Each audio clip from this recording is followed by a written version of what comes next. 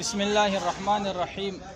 خیر الناس من ينفع الناس. الحمدلله. نن د دې حدیث د عمل د پاره زمونږ د عملګری راغلي دي دلته کې دا چې څومره متاثرین دي د سیلاب د سوات، نو د هغوی دپاره د خدمت دپاره ضرورت و.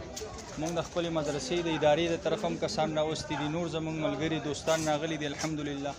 او صفایي مهم چې کم دی نو هغه چالو دی. زمونږ کار چې دی نو هغه د لاسو خدمت دی. باقي د مال د چا خدمت نو هغه د مال خدمت کولی شي، څوک د لاسو خدمت کولی شي. دا ټول حاجتمند دي دلته کې او دوی ته انتهایی ضرورت دی. ډېر مشکله ده چې د 8 او 9 فوټو پورې اوبه تللي دي. دغه شانتې دا تاسو لیدی شئ چې دا لارې کوڅې ټولې ډکې دي د خټو او د دې نه بد حال دی.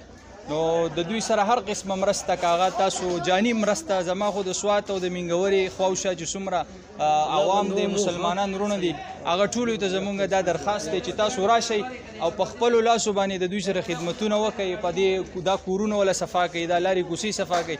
دا په میاشتو به دا ګندګي پرته دا ډېره د زر د صفایي خبره نه ده، یعنی د دې په صفایي باندې ډېر انتهایی ټایم لګي.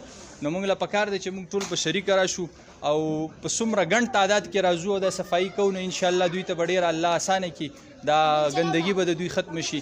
دغه شان باقي چې کم رونه د لاسو خدمت نشي کولی هغه لرې دي، د دې ځای نه لرې دي، یا په بار ملکونو کې دي، زمونږ پښتانه مسلمانان دي یا بلې ژبې واله دي. په دې کې مسلماني د انسانیت دی، په دې کې ژبه نشته، په دې کې مذهب نشته.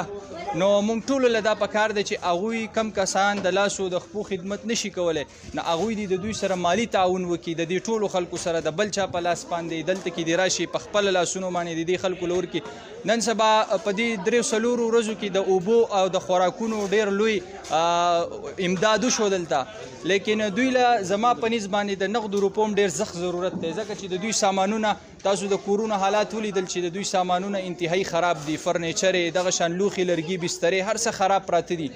نو اوبه خو او خوراک چې کم دی دا به دوی یو ټایم وکړي، لیکن دا نور سامانونه چې د دوی کم متاثره شوي دي د دې دپاره هم ضرورت دی چې مونږ راشو او د دوی سره مدد وکړو.